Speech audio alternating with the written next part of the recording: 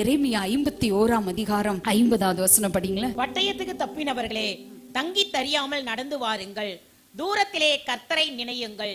எருசலேம் உங்கள் ஞாபகத்தில் வரக்கடவது. பட்டயத்துக்கு தப்பினவர்களே என்ன சொல்றாரு?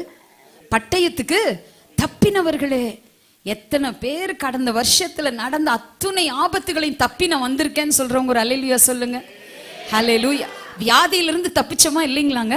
போராட்டங்கள் இருந்து தப்பிச்சோமா இல்லையா? ஆமேன். கஷ்டங்கள் இருந்து தப்பி வெளியே வந்திருக்கோமா இல்லையா? அதெல்லாம் ஒரு பட்டயம். ஆமேன். வியாதி ஒரு பட்டயம், பிரச்சனைகள் ஒரு பட்டயம், போராட்டங்கள் ஒரு பட்டயம், பிசாசின் கிரியைகள் ஒரு பட்டயம். எல்லாம் நம்மை அழிக்க துடிக்கிற காரியங்கள். அத்துணை காரியங்களில் இருந்தும் பட்டயத்துக்கு தப்பினவர்களே என்று ஆண்டவர் நம்மை பார்த்து, உங்களை நீங்க தப்பிச்சு வெளியே வந்திருக்கீங்க.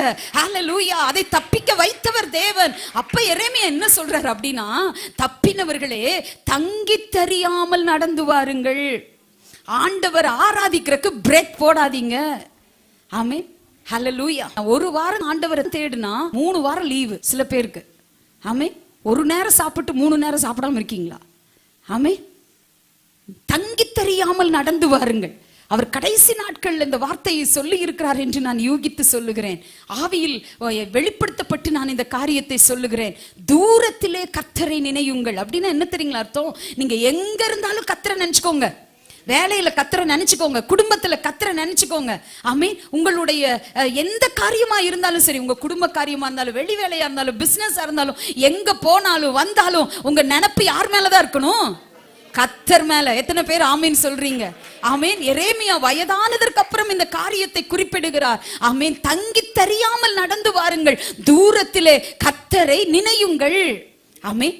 யார் யார் கர்த்தரை நினைக்கிறீங்களோ உங்களை கர்த்தரும் நினைப்பாரு. ஆமீன். வசனம் சொல்லுகிறது, கர்த்தர் அவர்களை நினைத்திருக்கிறார், அவர்களை ஆசீர்வதிப்பார். நீங்க கர்த்தரை நினைச்சீங்கன்னா உங்களை அவர் நினைப்பாரு. அதனுடைய பலன், பிரதிபலன் என்னங்க? நம்மை ஆசீர்வதிக்கிற தேவன். எத்தனை பேர் விசுவாசிக்கிறீங்க? இந்த வருஷத்துல கொடுத்த வாக்கின்படி ஆசீர்வாதமான மழையை பெய்ய பண்ணுகிற தேவன். ஹல்லேலூயா. கர்த்தர் பெரியவர். ஆமென். அவர் நாம மகிமைப்படுவதாக. தூரத்திலே கர்த்தரை நினையுங்கள். எங்க போனாலும் என் நினைப்பெல்லாம் அப்பாவாதான் இருக்கணும். ஹல்லேலூயா. ஆமென். கர்த்தரை நினையுங்கள். இந்த வருஷத்துல பிரேக் போடாதீங்க. இந்த வருடத்துல கர்த்தரை நினைக்காம இருந்துடாதீங்க. 3வது சொல்றாரு, எருசலேம் உன் ஞாபகத்தில் இருக்க கடவது. ஆமென். உங்க மனைவியை கூட நீங்க மறந்துடலாம், கணவனை கூட மறந்துடலாம், பிள்ளைகளை கூட நீங்க மறந்துடலாம். ஆனா ஆண்டவருடைய ஆலயத்தை மறந்துடவே செய்யாதீங்க. உங்க ஞாபகத்தில் அது இருந்துட்டே இருக்கட்டும். ஆமென். 2வது எருசலேம் என்பது பரலோகத்தை குறிக்கிறது.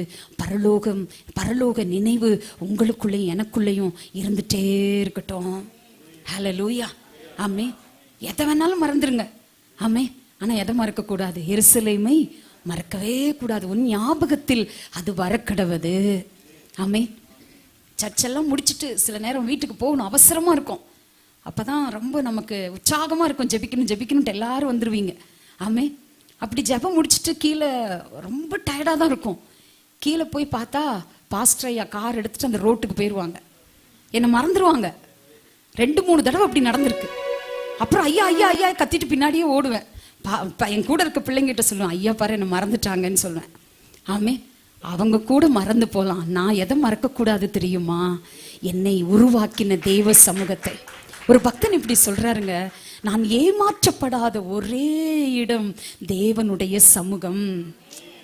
எதுவுமே அவர் என்னை ஏமாத்தலையே. யோசிச்சு பாருங்க. என்னை எவ்வளவு அழகா உருவாக்கி இருக்காரு, எவ்வளவு அழகா சத்தியத்துல என்ன நடத்துறாரு, எவ்வளவு அழகா என்னை பயிற்றுவிக்கிறார். ஆமென்.